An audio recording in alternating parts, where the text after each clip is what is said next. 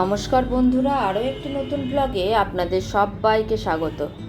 আপনারা তো আমার আগের ব্লগে দেখেছেন যে আমরা কিভাবে গুড ফ্রাইডে পালন করলাম। চার্চে গেলাম, প্রসেশনের মাধ্যমে যিশুর যন্ত্রণা ভোগের কাহিনী সমস্ত কিছু আমাদের সামনে দেখানো হলো এবং আমরা চার্চ থেকে বাড়ি ফিরলাম। এবার দেখাবো চার্চে এই যে প্রার্থনা সমস্ত হয়ে গেছে।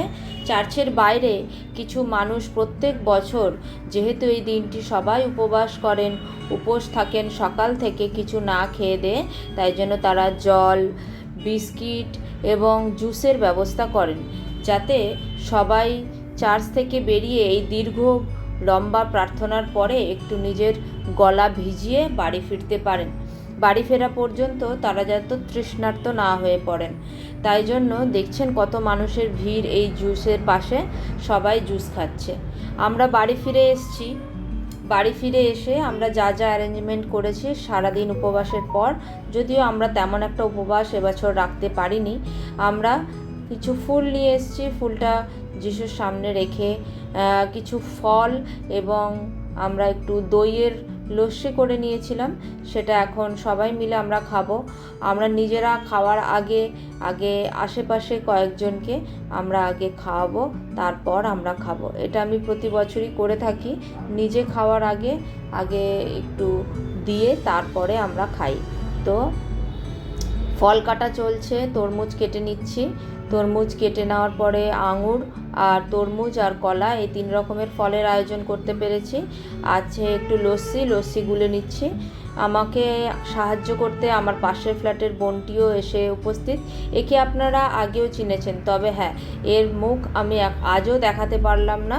সুইটিকে মেকআপ করিয়েছিল আমার ভাইয়ের বিয়েতে, মনে আছে? সেই বোনটি। ও কোনো দিন রেডি থাকে না ওর মুখ দেখানোর জন্য, তাই জন্য আমিও ওকে দেখাতে পারি না।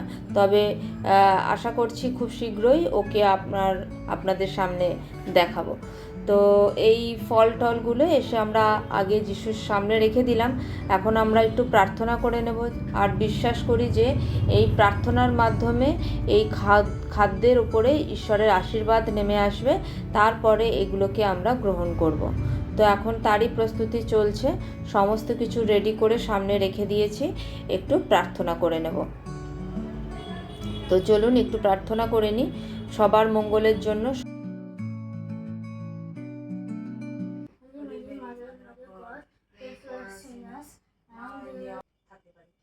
আশীর্বাদ করো, সবার মনস্কামনা পূর্ণ করো। আমিন।